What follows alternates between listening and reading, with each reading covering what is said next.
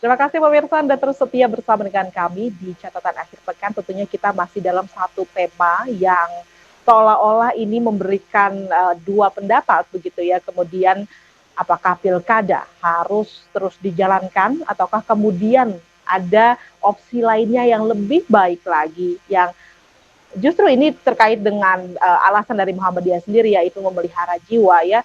Jadi pilkada sebaiknya harus ditunda, di reschedule, coba harus diperhatikan lagi terkait dengan kondisi sekarang ini meskipun lagi-lagi pemirsa kita tahu bahwasanya apapun yang terjadi di dunia ini adalah atas kehendak Allah Subhanahu wa taala, tapi sebagai seorang manusia, sebagai seorang muslim, ada upaya kita juga untuk ikhtiar menghindari kemungkinan-kemungkinan yang justru membawa kita pada kemudorotan ini termasuk pada kemungkinan adanya atau terciptanya klaster baru jika pilkada terus dilakukan begitu. Nah, Prof Dadang di sini ada disampaikan oleh sang pembuat keputusan di mana kemudian kenapa pilkada terus dilanjutkan, alasannya adalah untuk menjamin hak konstitusional rakyat gitu untuk memilih dan juga dipilih. Ini bagaimana pendapat Prof Dadang? Ya, alasannya banyak. Pertama, itu ya memenuhi hak rakyat untuk berdemokrasi, dipilih dan memilih. Alasan kedua bahwa COVID ini tidak bisa diprediksi kapan akan berakhir. Betul. Untuk yang ketiga adalah di negara lain pun ternyata diselenggarakan pemilihan umum berjalan dengan cara yang baik. Tetapi harus diingat ini semua ormas Islam, baik NU, Muhammadiyah, MUI dan Perdan MUI dan semua ormas Al-Irsyad pun sudah memberikan nasihat semacam usulan kepada pemerintah maupun DPR dan termasuk juga KPU untuk menunda pilkada ini karena memang kita tidak bisa mempertaruhkan keselamatan rakyat hanya untuk pesta demokrasi saja. Jadi sebetulnya jangankan demokrasi, hal-hal yang sangat penting pun kita dikesampingkan. Siapa saja sholat yang penting pun kita bisa lakukan di rumah, tidak dilakukan di masjid. Jadi oleh karena itu mungkin ini sangat penting. Pertama, demokrasi itu kan tetap nanti juga hak demokrasi. Betul. Kalau diundurkan pun tetap hak demokrasi akan terjamin, dipilih dan memilih, cuma hanya soal batas waktu saja. Ya. Yang kedua, pandemi ini kan bisa para ilmuwan itu sudah buat memprediksi kapan berakhirnya, sudah bisa diprediksi sehingga Muhammadiyah sudah mencalonkan atau membuat sudah merencanakan muktamarnya Juli 2022 karena pada waktu itu diperkirakan sudah landai, sudah aman ya. Baik. Itu menurut perkiraan para ilmuwan.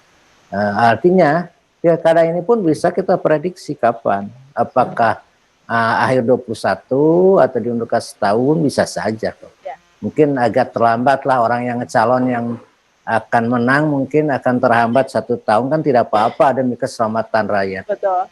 Dan yang ketiga di luar negeri itu kan pemilihan presiden, pemilihan pemerintah ya, yang mungkin tingkat ininya juga, tingkat teknologinya sudah tinggi, mungkin tidak bersifat fisik tapi bersifat online, tetapi dijaga kerahasiaan maupun keamanan. Saya kira ini bisa kita itu kan, oleh karena itu untuk di Indonesia kondisinya seperti ini, masyarakatnya awam, protokol kesehatannya diabaikan. Ya. Ternyata sekarang banyak calon-calon akibat dari pendaftaran saja sudah banyak ya, tertular yang oleh COVID ini ya.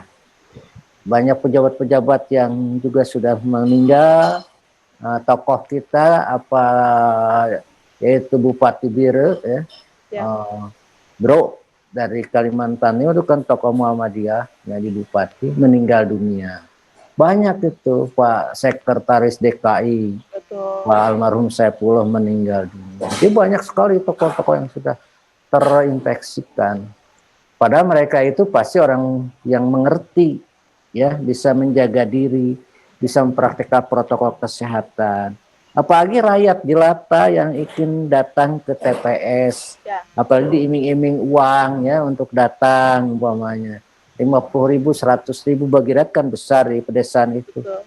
Mereka mengabaikan, melupakan terhadap keselamatan dirinya, sehingga mereka nyoblos dan akhirnya mudah-mudahan tidak, ya dikhawatirkan itu menjadi pusat penyebaran dari COVID-19 ini. Itu mungkin. Ya, karena memang ini jadi satu hal yang sangat memprihatinkan sekali ya Prof Dadang ya, di mana kemudian kita harus agak bingung ini sebenarnya rakyat dibuat jadi agak bingung. Satu sisi dia juga harus melakukan kewajibannya begitu ya sebagai masyarakat, begitu sebagai masyarakat Indonesia khususnya ketika nanti pilkada tetap dilaksanakan. Tapi di satu sisi sebenarnya juga ada kekhawatiran ya, mungkin juga sebenarnya ada kesadaran diri ini adalah mempertaruhkan nyawa begitu. Tapi kan sejauh ini tadi pemerintah kemudian masih terus saja menyampaikan bahwa pilkada harus terus dijalankan karena sejatinya ini sudah ditunda yang awalnya September kemudian menjadi akhir tahun ini begitu ya Prof ya. Iya. Oke. Kan, ya betul kan aneh ya. Aneh. Jadi kita kan kalau pemerintah mengabaikan keselamatan rakyat itu kan aneh gitu. Ya. Pada adanya pemerintah itu untuk menjamin keamanan dan perlindungan terhadap bangsa masyarakat Indonesia. Baik. Jadi sangat aneh ini, jadi betul-betul aneh kalau hal itu diabaikan oleh pemerintah kita maupun DPR maupun KPU. Nah, jadi ada apa? Kita pertanyaannya ada apa? Gitu. Siapa yang dirugikan kalau dipundurkan? Katanya para calon sudah mengeluarkan uang miliaran. Nah itu kan konsekuensi dari sebagai proses demokrasi ya. Nah, artinya kalaupun diundurkan kan tetap aja nanti dia akan ikut terpilih. Atau mungkin secara kalkulasi ada seseorang calon yang akan kalau pemilu Desember itu akan berhasil. Kalau diundurkan tidak berhasil mungkin sehingga mempengaruhi keputusan dari pemerintah maupun DPR. Walau alam. Ya, kita husnudon saja. Baik. Nah, meskipun tadi ya kita harus terus berhusnuzon, tapi kemudian dengan adanya kebijakan yang hampir kemudian seolah tidak berpihak kepada rakyat, tentunya membuat banyak pertanyaan begitu ya, yang ada di kepala rakyat kita khususnya begitu yang betul. Apakah kemudian ini bukan hanya kemudian berdampak pada sebuah kemungkinan atau peluang terhadap klaster baru penyebaran COVID ini, tapi juga terhadap keyakinan masyarakat tentang bagaimana pemerintah membuat sebuah kebijakan. Kita masih akan lanjutkan lagi kembali pemirsa, tetap bersama kami di Catatan Akhir